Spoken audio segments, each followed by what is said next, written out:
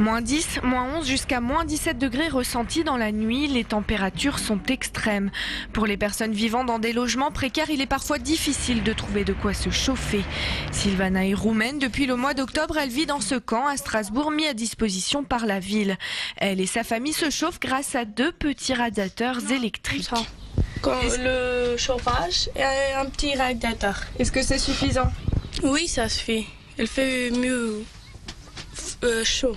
80 personnes ont été accueillies dans ces caravanes prêtées par la municipalité. Ces Roms sont aidés par des travailleurs sociaux qui tentent de leur trouver du travail. Ce confort relatif n'est pas généralisé à tous les gens du voyage. À quelques pas de ces caravanes se trouvent d'autres emplacements plus insalubres. Ces personnes étaient sur le Königshofen, étaient sur Neuhof et vivaient donc dans des conditions d'extrême précarité, donc sans eau, sans électricité, dans un dénuement, on va dire, quasiment total. Aujourd'hui, dans une caravane chauffée au bois, il y a des risques d'intoxication au monoxyde de carbone, il y a des problèmes évidemment de santé qui peuvent s'aggraver, en sachant que certaines familles ont été touchées par la tuberculose, qui sont sur le site, qui sont soignées, qui sont suivies, qui ne sont plus contagieuses aujourd'hui.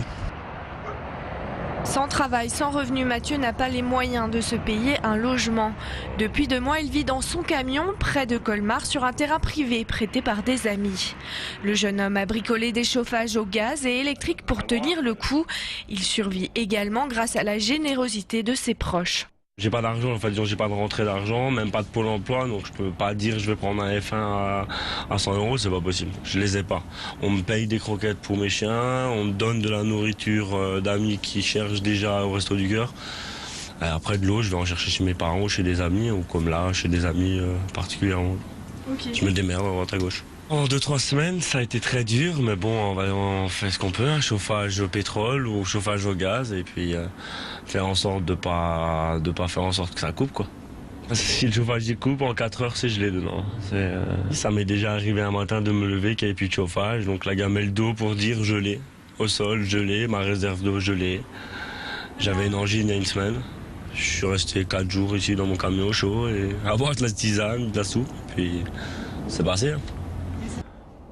Cette vague de froid pourrait durer au moins jusqu'au milieu de la semaine prochaine avec des températures en Alsace atteignant les -12 degrés.